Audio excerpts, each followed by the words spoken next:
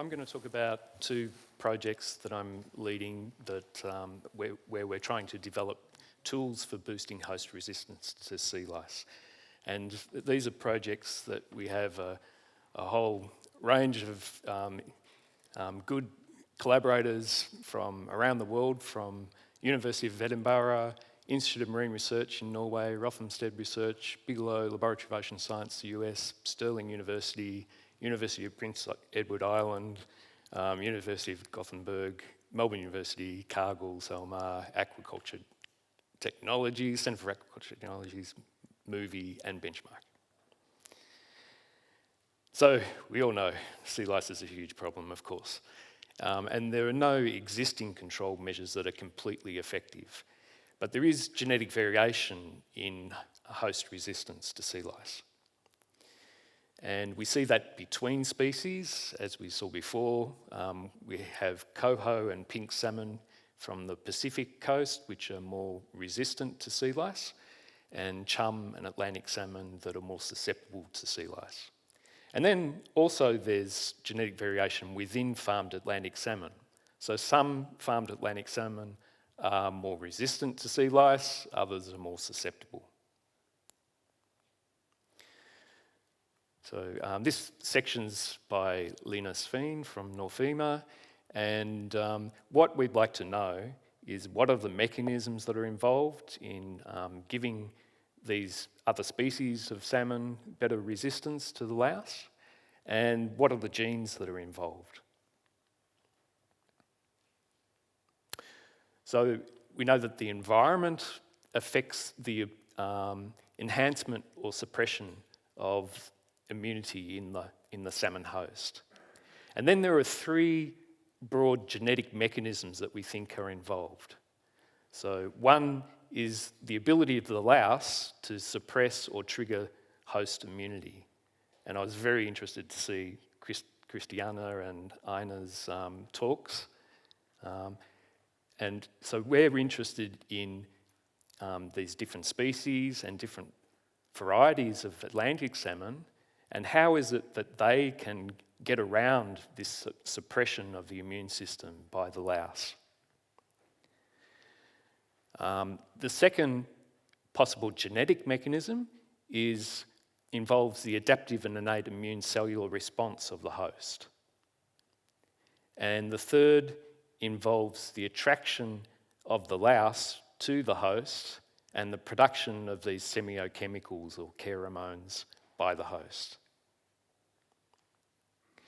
And there may well be different mechanisms between the different species that are resistant to sea lice. So we know a bit from the work that Mark's done about coho, where you get this cellular response, and by 10 days after infection, you start to get encapsulation of the parasite.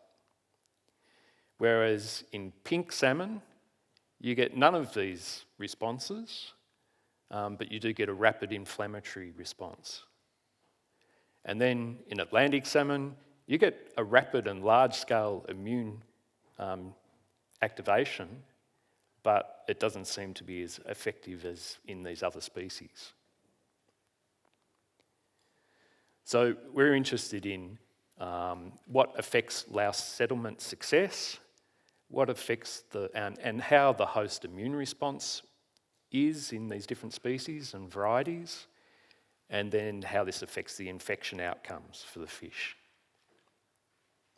So if we can find major genes affecting these differences, then we could possibly use gene editing to prove that these genes have an effect and investigate the potential for creating resistant Atlantic salmon.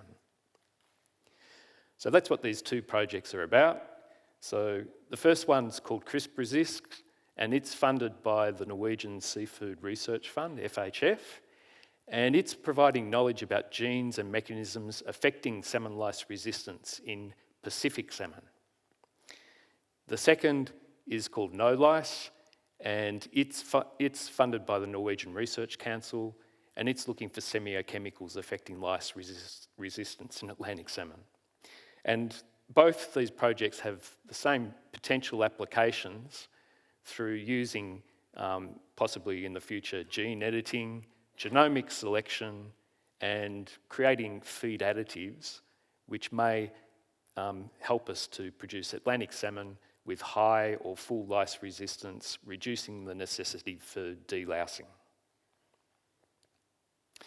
So far, we've, in the first year of the project, we've undertaken 2 major challenge tests, one with our partners in Canada, where we had coho, pink, Atlantic and chum, and we challenged all of the fish with Alsamonis, and this was a particularly challenging experiment. I owe Mark and also Mark Slow, who's in the audience somewhere, lots of beers for this. But so we have a good set of samples now that we can use. And also we did challenge tests at Veso, which I showed before on Alsamonis as well. So these challenge tests will help us to identify or to study the host gene response to infection. And I'll show you some of the techniques that we're using to untangle that. And it'll also allow us to do genome-wide association analysis to try to find the regions of the genome where there are genes affecting resistance. And it'll help us to identify these semiochemicals, we hope. So, the techniques that we're using are to understand better this, the interaction of proteins from the louse with proteins from the host. We're using proteomics to get a better idea of patterns of gene expression in the skin of the host, specifically at the attachment site. We're using a new technique called spatial transcriptomics. So we can look on a microscope slide.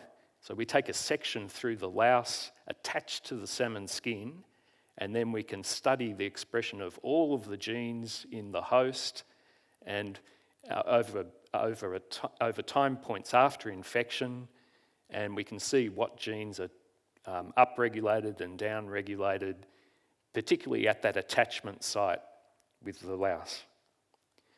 And the other technique we're using is single nuclei RNA-seq, because normally when you look at gene expression, you have a soup of different cell types. And it's possible that different cell types are responding quite differently to the louse. So with single nuclei RNA-seq, we can actually differentiate gene expression within particular cell types in the tissue sample. And then the other techniques I've described earlier, where we're using mass spectrometry to identify semiochemicals, and also we'll be using lice behavioural testing. And we'll be doing some RNA-seq to look at how the louse responds to these semiochemicals. So, yeah, for these above 3 techniques, we'll be looking at changes during the first days after infection. And for this technique, we're looking at differences before infection. And we'll be comparing within and between the host species. So here's some of the optimization that we've been doing and some of the results that we're getting. So with the proteomics, we've run some samples and we've been able to identify around about 3,500 salmon proteins. This should say salmon, actually. And 582 louse proteins, and then 300 or 400 proteins that we couldn't differentiate whether they were from salmon or louse. And this was from a sample of skin that had been infected with lice, and we ground up the skin sample, and we were still able to find these louse proteins, so that's quite reassuring. Then for the spatial transcriptomics, we've done some preliminary optimization of that as well. This is for pectoral fin. So here you can see the section of pectoral fin, and these are the dots, the locations that we're looking at. spatially in the fin, and we're able to identify around 2,000 genes per spot on average, and it gives us about 135,000 average reads per spot in the section. So that's also looking very, very promising, and we're ready to go ahead with that. And the same with the single nuclear RNA-seq. So we've got some very promising preliminary results where we've been able to discriminate between 15 different cell types that we've mapped in the skin, and we can see that there's around 2,300 genes per nucleus that are expressed, and we have 3,500 unique molecular IDs. Also, we've done a little bit of work because we want to know what genes are actually involved in the metabolism that's producing these semiochemicals. So we've done I've had a student from Tromsø, Silja Gulliksen, and she's been looking at the expression of some candidate genes in the skin, and actually these genes are a number of cytochrome P oxidases that we've chosen because we know that they're involved in metabolism, and we also know that they're a fast evolutionary group. They evolve very fast, and they're of interest. So we've actually already found that there are some of these candidate genes that are much more highly expressed in Atlantic salmon pre and post smolt than they are in chum, coho, and pink pre and post smolt.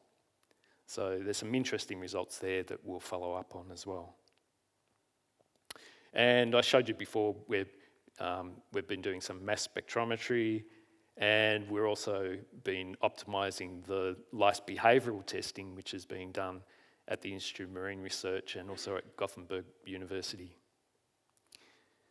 So what we're doing is we're using a range of different techniques, and by tackling this problem coming at it from different angles, we hope that we'll have a list of potential candidate genes that we can look into further. And then what we'll do is we'll take our best candidate genes and we'll do some proof of concept testing.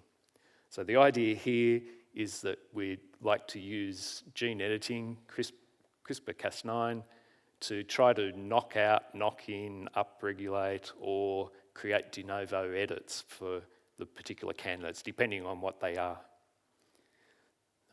So we're doing some work now just to optimise the technique. So that's been done between Nofima and the University of Edinburgh. And also, Cargill is interested in whether the knowledge that we create could provide information for the production of feed additives, which might also affect the resistance of the fish. So they're going to be doing some proof of concept testing using feed additives.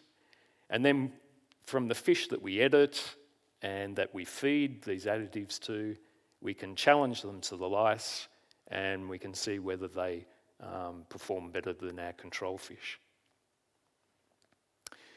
The other thing that's of interest in the project is that we need to, once we have these techniques available, we need to know how to best implement and these new techniques, and how the animals that are produced would be best disseminated to the industry.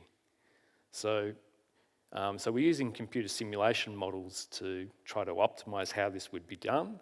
So for our technologies using gene editing, genomic selection, and feed additives, we wanted to know where in the value chain we would be implementing these technologies. Where would it be best implemented?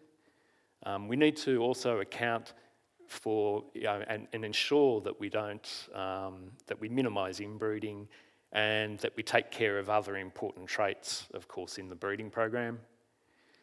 And so we'll be looking at how we can best have a beneficial effect on the host, and how this affects the lice load and lice fecundity. And also we have a group at the University of Edinburgh looking at epidemiology of the disease, so how this would all ultimately affect the epidemiology of the disease so that we can reduce or eliminate the need for treatment and also have beneficial effects for the wild population of salmon. And some of you, I guess probably half of the audience, saw Andrew Coates' talk from Melbourne University. So Andrew's also on board on the project, and he's looking at the potential of lice to counter-evolve if we're able to introduce these genes into the salmon population. So from Andrew's work, we hope to be able to test different scenarios so that we can mitigate this counter-evolution by the lice in some way. Yeah. So the project, we hope, will deliver new knowledge about the genetic mechanisms that are involved affecting salmon lice resistance and genes that are involved affecting resistance. We're hoping that we have good strategies that we develop from the project, and we'll be working on optimising those strategies so that at the end of the project, the industry is able to pick up these strategies and effectively tackle the problem. So I'd like to thank again our partners in these two projects and our funders, who were the Norwegian Seafood Research Fund, FHF, and the Research Council of Norway. Thank you.